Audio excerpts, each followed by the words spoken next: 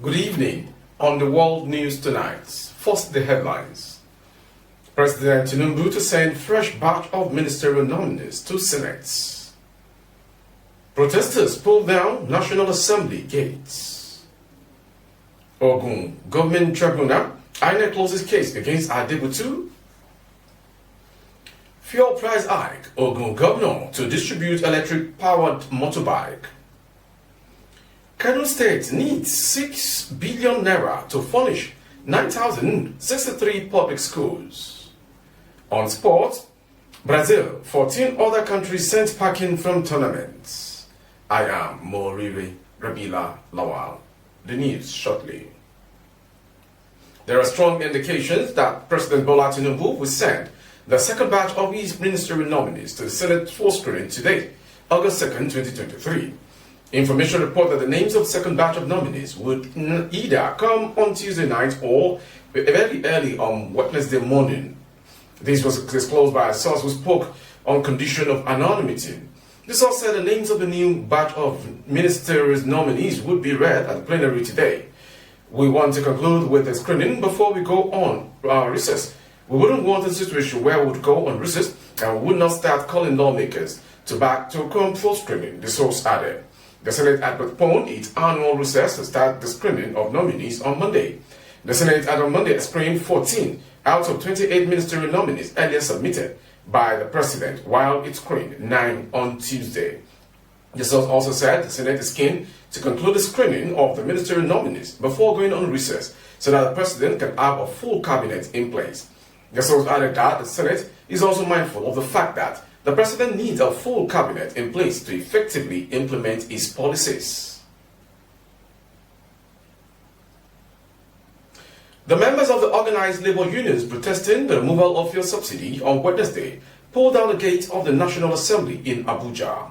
The protesters, numbering over 5,000, forced converge at the Unity Fountain, Abuja, from where they marched to the Federal Ministry of Justice before proceeding to the National Assembly.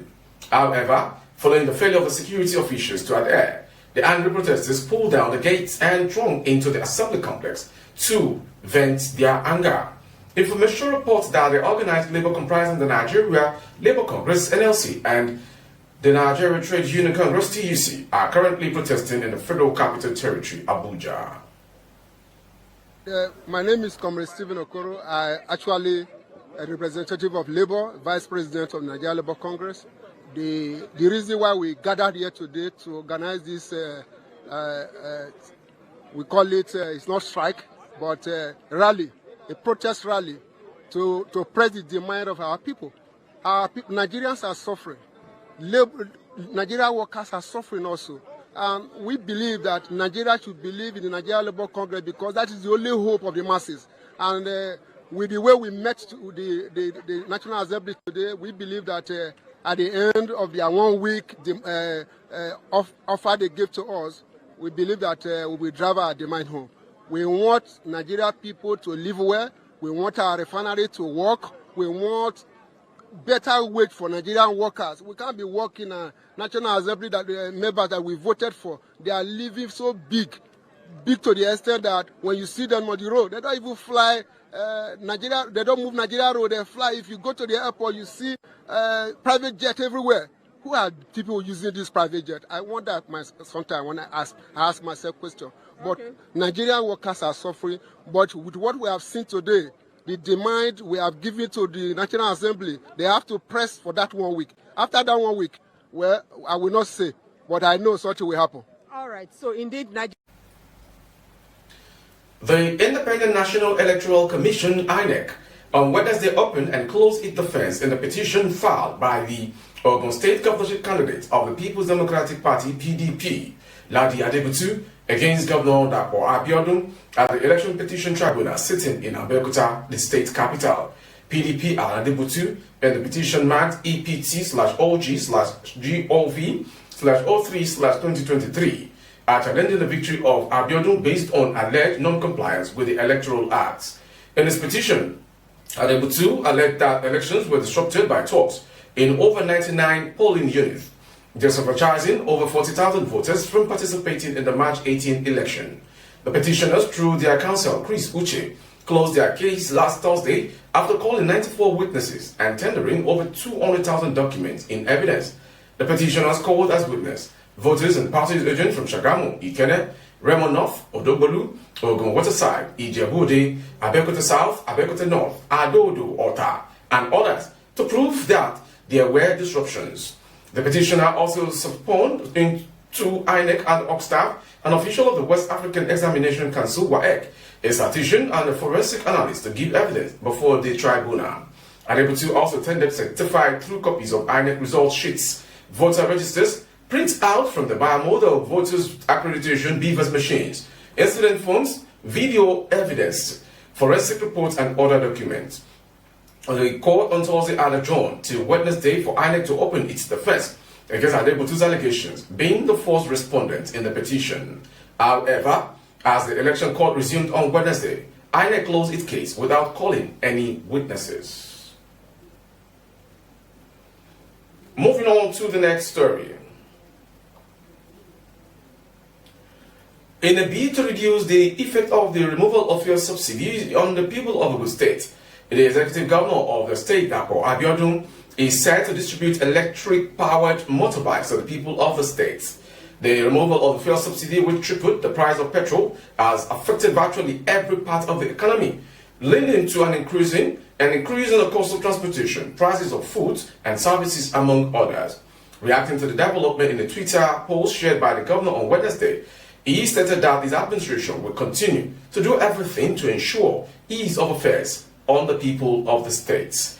According to the governor, the motorbikes, which were tested in the Republic of Benin on Wednesday, 1st of August, will be distributed to deserving transporters across the state. He wrote, in our effort to cushion the effect of fuel subsidy removal, which has led to the rising cost of transportation in the entire nation, we made a promise to provide electric-powered motorbikes for those who rely solely on the means of transport. While in Benin Republic yesterday, we had a test drive of some of the motorbikes that our administration will soon distribute to deserving transporters and members of our society as a way of easing the financial pressure orchestrated by the increase in fuel price.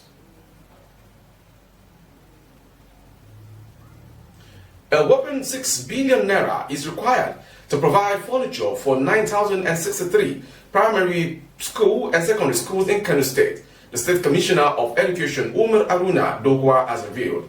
Dogwa disclosed this while receiving officials of UNICEF Nigeria, Kano Field Office, led by Rahma Rihul Mohammed Farah, in his office on Tuesday evening.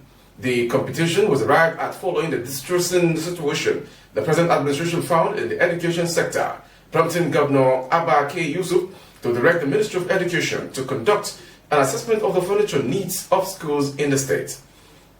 Apart from the lack of furniture, other problems facing the schools include the lack of infrastructure, resource materials, utilities, and teachers, as well as the issue of out-of-school children, culminating in a totally collapsed education system, the commissioner added. I was emotional when I personally visited some of the schools. I visited a school with over 500 children, which has only one staff who serves as the head teacher and teacher. This should not be the case in any progressive society. Umar Aruna emphasized that Kano has a unique challenge in the sector of education because of the level of deterioration in the sector and the state's huge population, stressing the need of development partners and well-meaning Nigerians and citizens to support the state government towards putting in place far-reaching reforms in the sector. The commissioner, however, urged development partners to align their priorities in education with those of the state government to address critical challenges in a systematic manner and to avoid duplication of interventions. Kano State Police Command Tuesday dispersed a protest organized by some groups in order to express their displeasure over the removal of fuel subsidy in the state. An eyewitness said the protest had begun before the arrival of security operatives. The protesters had assembled at the Geda Murtala, very close to Kofar Nasara Road, a 2-kilometer journey to the Kano Municipal Local Government Council as early as 7 a.m. on Tuesday. But when pressmen arrived at the scene, policemen took over the venue where the protests had already been held. A statement jointly signed by the Chair and Secretary of the Joint Action Front, JAF, Dr. Dipo Fashino, and Abiodun Aremu, called on Nigerians to resist the increase on fuel prices electricity tariff, and say no to increase in tuition fees in tertiary education institutions. The group also called on the populace to reject the IMF and World Bank policies of privatization and deregulation. JAB said the flames of resistance begin now in Lagos, Kano, Benin, Osogbo, Abuja, Ibadan, and Ilorin till Tinubu's government shows concern to change the unbearable policies. The suffering must stop. The government has a responsibility to make our refineries work and build new ones in order to ensure the availability of petroleum products, petrol, diesel, kerosene, aviation fuel, etc. at cheaper and affordable prices to all. Meanwhile, protests continued into second day in Ibadan, or your state capital, as workers blocked the entry and exit gates of the state secretariat. Information reported that the protest, which started on Monday, was organized by workers under the umbrella of Nigeria Labour Congress and the Trade Union Congress and the Nigeria Union of Pensioners over a number of demands relating to their emolument and working conditions from the state governments.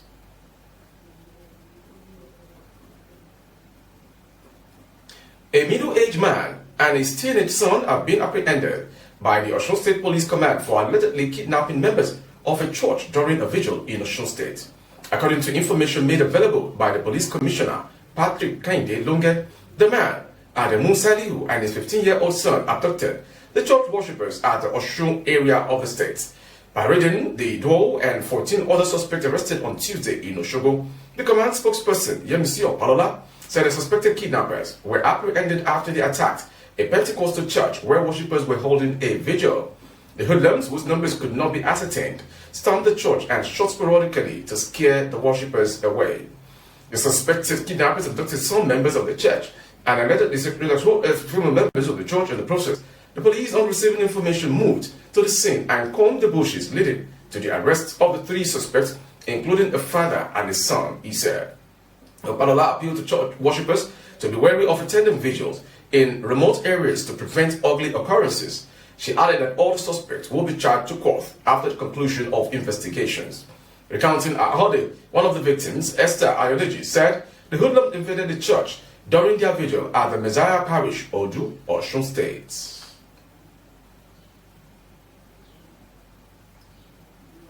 It was a melodrama at the old Ebonyi government house, Abakaliki, as a distribution of relief materials to 2022, 2022 flood victims was disrupted by some staff from the government house, the police, and others. Some earlier beneficiaries also returned to join in the loaf, thereby causing some other intended residents stranded without any.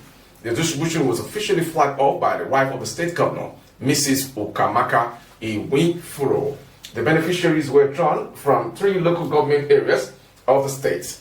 The Commissioner for Human Capital Development and Monitoring, Mrs. Anne Aligwe, attributed the actions to desperation caused by hunger. Speaking earlier, the coordinator for National Emergency Management Agency, NEMA, Southeast Zone, Mrs. Ungozi Ejiazu, advised the people to avoid disposing moist materials into the drainage. She noted that empty cans, if not properly disposed, could block waterways and cause flooding. And to foreign story. Nigeria's Chief of Defense Staff, General Christopher Musa, is leading a meeting of Chief of Defense Staff from 15 ECOWAS countries in Abuja on Wednesday, disclosing the political situation in Niger Republic. Conspicuously about an absent other defense chief from Niger, Burkina Faso, Guinea, Mali, and Guinea-Bissau, a development indicating the country's opposition to ECOWAS stance on Niger Republic. The Committee of Defense Chiefs will deliberate on the political crisis and work towards a resolution within the 7-day ultimatum issued by the ECOWAS leadership on Sunday. The outcome could either stabilize Niger or escalate tension to war mode.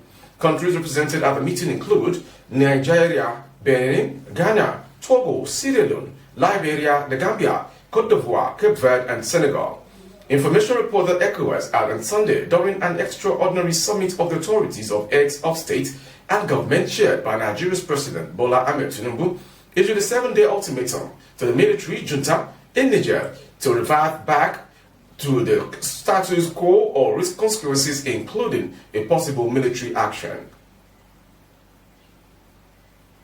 And to end the world news is a sports story. Brazil became the most high-profile country to be eliminated from the 2023 Women's World Cup being co-hosted by New Zealand and Australia. A goalless draw with Jamaica on Wednesday today ensured that the Selako failed to qualify for the knockout phase for the first time in only their second Women's World Cup. It is also their earliest exit since 1995, while opponents saw the Reggae Girls finish second behind France. The other teams who have been sent packing from the tournament include co-host New Zealand, the Philippines, Olympic champions Canada, the Republic of Ireland and Zambia. Others are Costa Rica, China, Haiti, Portugal, Vietnam, Panama, Italy, Argentina and South Korea. We've come to the end of today's world news. Before we go, some major headlines. President Tinubu to send fresh batch of ministerial nominees to the Senate. Protesters pull down National Assembly gates. Governor of Ogun State, I beg your pardon, Ogun Governor Tribunal, INEC closes case against Adebutu. Fuel price hike, Ogun Governor to distribute electric-powered motorbikes. Kano State needs 6 billion naira to furnish 9,063 public schools. On sport, Brazil, 14 other countries sent packing from tournaments at the World Cup. For more updates of our broadcast on YouTube, our handle is BGI TV Current. Kindly subscribe and click on the notification bell, select option all to access all of our broadcasts. On Facebook, Bagede Imo with Alawiye Adebayo. Please like and follow the page. For advert placement of your goods and services, coverage of events and functions, please dial the phone number streaming on your screen for advert placements only. Thank you for watching. I am Morire Rebila Lawa. Good evening.